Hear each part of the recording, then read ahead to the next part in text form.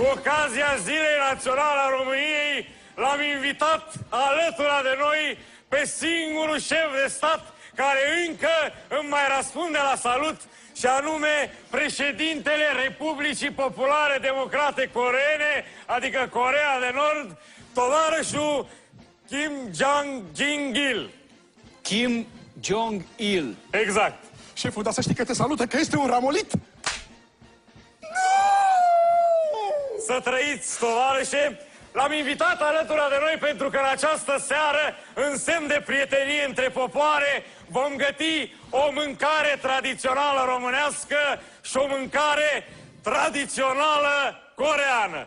O să începem noi, pentru că suntem gazdele, cu mâncarea tradițională românească, și anume salata bulgărească. Șeful, dar salata bulgărească nu e bulgărească? Șeful, dar de ce m-ai lovit pe mine, că el a comentat? Păi pe el l-am lovit, dragă, dar a fost un trucaj, nu videanule. Așa e, șeful, rușine Dinu Patriciu. Exact. Și dacă a fost un trucaj, de ce mă doare pe mine și mi se umflă gălcile? De la pixelul albastru, haide, nu mă încurci. Tovarășe King Kong. Kim Jong-il. Exact. Tovarășe, o să începem să vă explicăm cum se face această mâncare tradițională românească. Pentru ea avem nevoie de următoarele ingrediente: roșii, castraveți, ceapă și...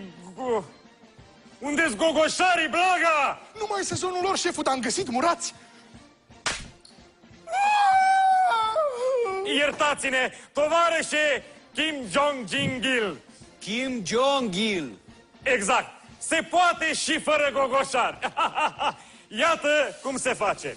Luăm roșiile și le tăiem feliuțe. Luăm de asemenea castraveți și îi tăiem feliuțe. După care tăiem ceapa.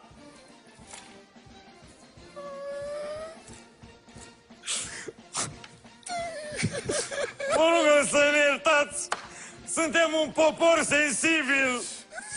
Mai departe... Mai departe, ce trebuie să fac? Mai departe să radeți brânza, să o dați pe răzătoare. Exact. Unde e răzătoarea, Blag? Uite, șeful. Blaga, ești tâmpit! Ți-am spus să iei un robot de bucătărie. Vrei să ne facem de râs de față cu tovarășul Jingangil? Kim Jong-il. Exact. Vrei să ne facem de râs? Du-te, Doamne, iartă-mă, la Franco și ia un robot de bucătărie, ceva, că ai o reducere de 100%. Adică le dau pe gratis, șeful? Nu mai plânge că te vede tovarășul Jingangil. Kim Jong-il. Exact. Tovarășe, o să radem brânza după posibilitățile noastre. Asta este viața. În principiu, acum am mai avea de pus ulei, sare și piper și salata bulgărească, tovarășe Jangimambilibilim. Kim Jong-il. Exact, este gata. Acum eu gătit mâncare tradițional corean. Mulțumim din suflet, mulțumim din suflet. Mâncare tradițional stufat de janjan. O, stufat, da. Se ia janjan, maxim 6 kg, janjan tăiat. Tovarășe, Aveți onoarea. am oroarea, nu oroarea. Tovarășe Jackie Chan, Bruce Ling, noi nu Kim Jong-il. Exact, noi nu mâncăm câine, tovarășe. De ce, șeful? Hai să încercăm, că n-am mâncat niciodată. Tovarășe Bruce Lee, nu mâncăm câine. Dar vaca cum mâncați? Tovarășe, vaca e altceva, vaca e... Vacă, dă-o dracu, dar câine nu putem să mâncăm. Cum să-l mâncăm pe grivei, pe zdreanță, cu ochii de faianță? Nu putem, ne cade greu la stomac. Gătim altceva? Gătim altceva. Nu janjan. Nu Gian. Du-te janjan. Gătim tocanita. Tocăniță, da. Tocanita de fembui. Fembui? Fembui. Ce e fembui? Fembui. Tovarășe, noi nu mâncăm pisică, De tovarășe. ce, șeful, că am auzit că are gust de pui? Tovarășe Taipei Mambei.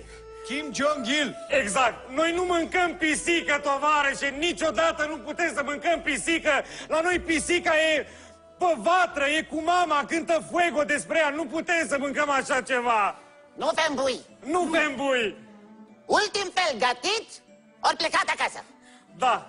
Aoleu, șeful, ai grijă că ăștia au bomba atomică. Dacă îl refuzi și la al treilea fel, e de rău. Trebuie să mănânci... Ce zice? Tabuașii. Taboașii. Tabuașii. Aoleu, șefule, acum mănâncă râmele. Cum să mănânc râme, ești dobitoc? Șefule, are bomba atomică. Are dreptate șeful. Mulțumesc. Ți-ar taboașul al dracu. Mănâncă râme șeful. Oh. He, he.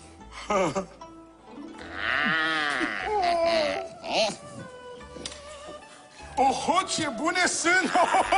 Ce-ți mai face șeful? Extraordinare! Extraordinar! Nici la mama mea acasă n-am mâncat râme atât de bune! Să Tabuașii. fie de bine, șeful! Blagă, tu mi-ai dat o palmă? Nu, șeful, a fost un trucaj! Rușine, Dinu Patriciu!